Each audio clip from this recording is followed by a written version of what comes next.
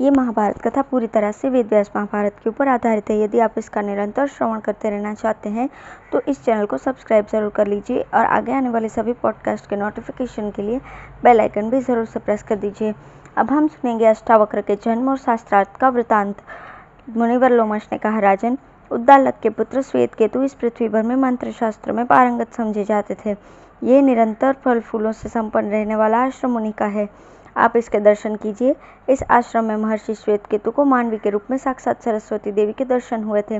लोमश जी ने कहा, उद्दालक मुनि का कहोड़ नाम से एक प्रसिद्ध शिष्य था। उसने अपने गुरुदेव की बड़ी सेवा की। इससे प्रसन्न होकर उन्होंने बहुत जल्द उसे सब वेद पढ़ा दिए और अपनी कन्या सुजाता भी उसे विवाह दी। कुछ काल बीत जाने पर सुजाता गर्भवती हुई। वो गर्भाग्नि के समान तेजस्वी था। एक दिन कहोड़ वेद पाठ कर रहे थे। उस समय वो बोला, पिताजी, आप रात भर वेद पाठ करते हैं किंतु ये ठीक नहीं होता। शिष्यों के बीच में ही इस प्रकार आक्षेप करने से पिता को बहुत क्रोध आया और उन्होंने उस उदरस्थ बालक को श्राप दिया कि तू पेट में से ही ऐसी टेढ़ी टेढ़ी बातें करता है, इसलिए 8 जगह से टेढ़ा उत्पन्न होगा। जब अष्टावक्र पेट में बढ़ने लगे तो सुजाता को बड़ी पीड़ा हुई और उसने एकांत में अपने धनहीन पति से धन लाने के लिए प्रार्थना की। कहोड़ धन लाने के लिए राजा जनक के पास गए, किंतु वहाँ बात करने में कुशल बंदी ने उन्हें शास्त्रार्थ में हरा दिया और शास्त्रार्थ के नियम के अनुसार उन्हें जल में डुबो दिया गया। जब उद्दालक को यह समाचार विदित हुआ तो उन्होंने सुजाता के पास जाकर उसने सब बात सुना दी और कहा कि तू अष्टावक्र से इसके विषय में कुछ मत कहना। इसी से उत्पन्न होने के पश्चात अष्टावक्र को इसका कुछ पता न लगा। वे उद्दालक को ही अपना पिता समझते थे और उनके पुत्र श्वेतकेतु को अपना भाई मानते थे। एक दिन जब अष्टावक्र की आयु 12 वर्ष की थी, वे उद्दालक की गोद में बैठे थे। उसी समय वहाँ श्वेतकेतु आए और उन्हें पिता की गोद में से खींचकर कहा कि ये गोदी तेरे बाप की नहीं है। श्वेतकेतु की इस कटुक्ति से उनके चित्त पर बड़ी चोट लगी और उन्होंने घर जाकर अपनी माता से पूछा कि मेरे पिता कहाँ गए हैं। इससे सुजाता को बड़ी घबराहट हुई और उसने श्राप के भय से सब बात बता दी। ये सब रहस्य सुनकर उन्होंने रात्रि के समय श्वेतकेतु से मिलकर ये सलाह की कि हम दोनों राजा जनक के यज्ञ में चलें। वो यज्ञ बड़ा विचित्र सुना जाता है, वहाँ हम ब्राह्मणों के बड़े बड़े शास्त्रार्थ सुनेंगे। ऐसी सलाह करके वे दोनों मामा भांजे राजा जनक के समृद्धि संपन्न यज्ञ के लिए चल दिए। यज्ञशाला के द्वार पर पहुंचकर जब वे भीतर जाने लगे तो उनसे द्वारपाल ने कहा, आप लोगों को प्रणाम है। हम तो आज्ञा का पालन करने वाले हैं। राजा के आदेश अनुसार हमारा जो निवेदन है उस पर आप ध्यान दें। इस यज्ञशाला में बालकों को जाने की आज्ञा नहीं है। केवल वृद्ध और विद्वान ब्राह्मण ही प्रवेश कर सकते हैं। तब अष्टावक्र ने कहा, द्वारपाल, मनुष्य अधिक वर्षों की उम्र होने से, बाल पक जाने से, धन से अथवा अधिक कुटुंब से बड़ा नहीं माना जाता। ब्राह्मणों में तो वही बड़ा है जो वेदों का वक्ता हो। ऋषियों ने ऐसा ही नियम बताया है। मैं इस राजसभा में बंदी से मिलना चाहता हूँ। तुम मेरी ओर से यह सूचना महाराज को दे दो। आज तुम हमें विद्वानों को साथ शास्त्रार्थ करते देखोगे और वाद बढ़ जाने पर बंदी को परास्त हुआ पाओगे। द्वारपाल बोला, अच्छा, मैं किसी उपाय से आपको सभा में ले जाने का प्रयत्न करता हूँ, किंतु वहाँ जाकर आपको विद्वानों के योग्य काम करके दिखाना चाहिए। ऐसा कहकर द्वारपाल उन्हें राजा के पास ले गया और वहाँ अष्टावक्र ने कहा, राजन, आप जनक वंश में प्रधान स्थान रखते हैं और चक्रवर्ती राजा हैं। मैंने सुना है आपके यहाँ बंदी नाम का कोई विद्वान है। वो ब्राह्मणों को शास्त्रार्थ में परास्त कर देता है और फिर आप ही के आदमियों से उन्हें जेल में डलवा देता है। ये बात ब्राह्मणों के मुख से सुनकर मैं अद्वैत ब्रह्म विषय पर उससे शास्त्रार्थ करने आया हूँ। वो बंदी कहाँ है? मैं उससे मिलूंगा। राजा ने कहा, बंदी का प्रभाव बहुत से वेदवेत्ता ब्राह्मण देख चुके हैं। तुम उसकी शक्ति को न समझकर ही उसे जीतने की आशा कर रहे हो। पहले कितने ही ब्राह्मण आए, किंतु सूर्य के आगे जैसे तारे फीके पड़ जाते हैं, उसी प्रकार वे सभी उसके सामने हतप्रत हो गए। अष्टावक्र ने कहा, मेरे जैसों से पाला नहीं पड़ा, इसी से वो सिंह के समान निर्भय होकर बातें करता है, किंतु अब मुझसे परास्त होकर वो इसी प्रकार मुख हो जाएगा जैसे रास्ते में टूटा हुआ रथ जहाँ का तहाँ पड़ा रहता है। तब राजा ने अष्टावक्र की परीक्षा करने के विचार से कहा, जो पुरुष 30 अवश्य, 12 अंश, अवयव, 24 पर्व और 360 अरों वाले पदार्थों को जानता है, वो बड़ा विद्वान है। ये सुनकर अष्टावक्र बोले, जिसमें पक्ष रूप 24 पर्व, ऋतु रूप 6 नाभि, मास रूप 12 अंश और दिन रूप 360 अरे हैं, वे निरंतर घूमने वाला संवत्सर रूप कालचक्र आपकी रक्षा करे।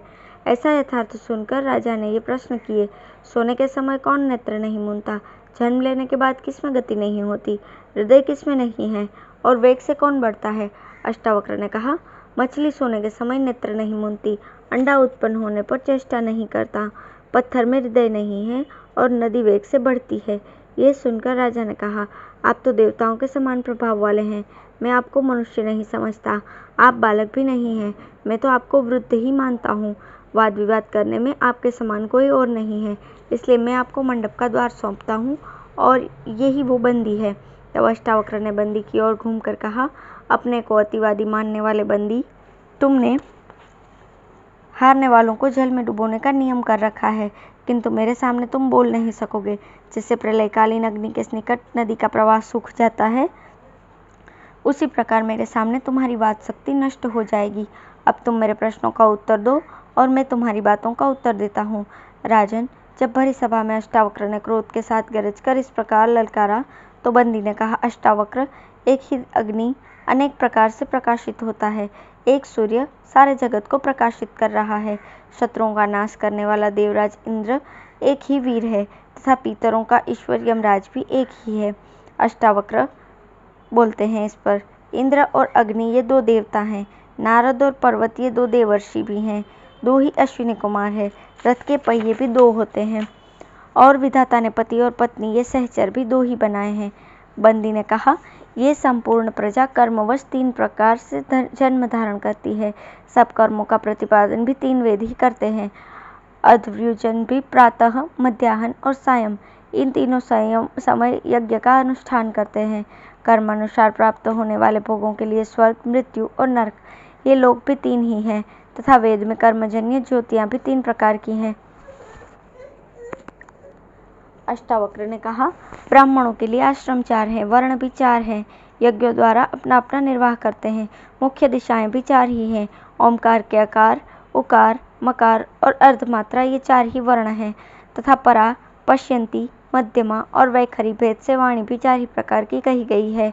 बंदी ने कहा, यज्ञ की अग्नियां गार्हपत्य, दक्षिणाग्नि, आह्वनीय, सभ्य और आवशथ्य 5 है।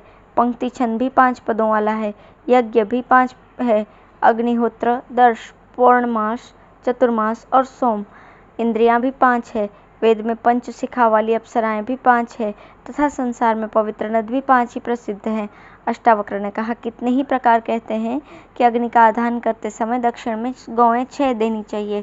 कालचक्र में ऋतुएं भी 6 रहती हैं। मन सहित ज्ञानेंद्रियां भी 6 ही है। कृतिकाएं 6 है तथा समस्त वेदों में सादृश्यक यज्ञ भी 6 ही कहे गए हैं। बंदी ने कहा, ग्राम्य पशु 7 हैं, वन्य पशु भी 7 हैं, यज्ञ को पूर्ण करने वाले छंद भी 7 ही हैं, ऋषि 7 है, मान देने के प्रकार भी 7 हैं और वीणा के तार भी 7 ही प्रसिद्ध हैं। अष्टावक्र बोले, सैकड़ों वस्तुओं का तौल करने वाले शाण के गुण 8 होते हैं। सिंह का नाश करने वाले शरभ के चरण भी 8 ही है। देवताओं में वसु नामक देवताओं के भी 8 ही सुना है और सब यज्ञों में यज्ञ स्तंभ के कोण भी 8 ही कहे गए हैं। बंदी ने कहा, पितृयज्ञ में संहिता छोड़ने के मंत्र 9 कहे गए हैं। सृष्टि में प्रकृति के विभाग 9 ही किए गए हैं। बृहति छंद के अक्षर 9 ही हैं और जिनसे अनेकों प्रकार की संख्याएं उत्पन्न होती हैं, ऐसे 1 से लेकर अंक भी 9 ही हैं। अष्टावक्र ने कहा, संसार में दिशाएं 10 है। शास्त्र की संख्या भी 100 को 10 बार गिनने से ही होती है। गर्भवती स्त्री भी गर्भधारण 10 मास ही करती है। तत्व का उपदेश करने वाले भी 10 हैं तथा पूजने योग्य भी 10 ही हैं। बंदी ने कहा, पशुओं के शरीर में 11 विकारों वाली इंद्रियां 11 होती हैं। यज्ञ के स्तंभ 11 होते हैं। प्राणियों के विकार भी 11 हैं और देवताओं में रुद्र भी 11 ही कहे गए हैं। अष्टावक्र ने कहा, 1 वर्ष में महीने 12 होते हैं। जगती छंद के चरणों में भी 12 ही अक्षर होते हैं। प्राकृत यज्ञ 12 दिन का कहा गया है और धीर पुरुषों ने आदित्य भी 12 ही कहे हैं। इस पर बंदी ने कहा, तिथियों में त्रयोदशी को उत्तम कहा गया है और पृथ्वी भी 13 दीपों वाली बताई गई है। इस प्रकार बंदी के आधा श्लोक कहकर चुप हो जाने पर अष्टावक्र जी से आधे श्लोक को पूरा करते हुए कहने लगे, अग्नि, वायु और सूर्य ये तीनों देवता 13 दिनों के यज्ञों में व्यापक हैं और वेदों में भी 13 आदि अक्षरों वाले अतिछंद कहे गए हैं। इतना सुनते ही बंदी का मुख नीचा हो गया और वो बड़े विचार में पड़ गया, किंतु अष्टावक्र के मुख से वाणी की झड़ी लगी रही थी। ये देखकर सभा के ब्राह्मण हर्षध्वनि करते हुए अष्टावक्र के पास आकर उनका सम्मान करने लगे। अष्टावक्र ने कहा, राजन, ये बंदी शास्त्रार्थ में अनेकों विद्वान ब्राह्मणों को परास्त कर जल में डुबा चुका है। अब इसकी भी तुरंत वही गति होनी चाहिए। बंदी ने कहा, महाराज, मैं जलाधीश वरुण का पुत्र हूँ। मेरे पिता के यहाँ भी आपकी ही तरह 12 वर्षों में पूर्ण होने वाला यज्ञ हो रहा है। उसी के लिए मैंने जल में डुबाने के बहाने चुने हुए श्रेष्ठ ब्राह्मणों को वरुण लोक भेज दिया है। वे सब अभी लौट आवेंगे। अष्टावक्र जी मेरे पूजनीय हैं। इनकी कृपा से जल में डूबकर मैं भी अपने पिता वरुण देव से शीघ्र मिलने का सौभाग्य प्राप्त करूंगा। राजा को बंदी की बातों में फंसा देखकर अष्टावक्र कहने लगे, राजन, मैं कई बार कह चुका, फिर भी तुम मत वाले हाथी की तरह कुछ भी न सुन रहे हो। इससे मालूम पड़ता है कि लसौड़े के पत्तों पर भोजन करने से तुम्हारी बुद्धि नष्ट हो गई है और तुम इस चापलूस की बातों में आ गए हो। जनक ने कहा, देव, मैं आपकी दिव्यवाणी सुन रहा हूँ। आप साक्षात दिव्य पुरुष हैं। आपने शास्त्रार्थ में बंदी को परास्त किया है। मैं आपकी इच्छानुसार अभी के अभी इसके दंड की व्यवस्था करता हूँ। बंदी ने कहा, राजन, वरुण का पुत्र होने से मुझे डूबने में भी भय नहीं है। यह अष्टावक्र भी बहुत दिनों से डूबे हुए अपने पिता कहोड़ का अभी दर्शन करेंगे। लोमस जी कहते हैं, सभा में इस प्रकार बातचीत हो ही रही थी कि समुद्र में डुबाए हुए सभी ब्राह्मण वरुण देव से सम्मानित होकर जल से बाहर निकल आए और राजा जनक की सभा में आ पहुंचे। उनमें से कहोड़ ने कहा, मनुष्य ऐसे ही कामों के लिए पुत्रों की कामना करते हैं। जिस काम को मैं नहीं कर सका था वही मेरे पुत्र ने करके दिखा दिया। राजन, कभी कभी दुर्बल मनुष्य के भी बलवान और मूर्ख के भी विद्वान पुत्र उत्पन्न हो जाते हैं। इसके पश्चात बंदी भी राजा जनक की आज्ञा लेकर समुद्र में कूद पड़ा। तदंतर ब्राह्मणों ने अष्टावक्र की पूजा की और अष्टावक्र ने अपने पिता का पूजन किया। फिर अपने मामा श्वेतकेतु के सहित वे अपने आश्रम को चले गए। वहां पहुंचकर कहोड़ ने अष्टावक्र से कहा, तुम इस समंगा नदी में प्रवेश करो। बस अष्टावक्र ने जैसे ही उसमें डुबकी लगाई कि उनके अंग सीधे हो गए। उनके संसर्ग से यह नदी भी पवित्र हो गई। जो पुरुष इस नदी में स्नान करता है वो सब पापों से मुक्त हो जाता है। राजन, तुम भी द्रौपदी और भाइयों के सहित स्नान और आचमन करने के लिए इसमें प्रवेश करो। धन्यवाद।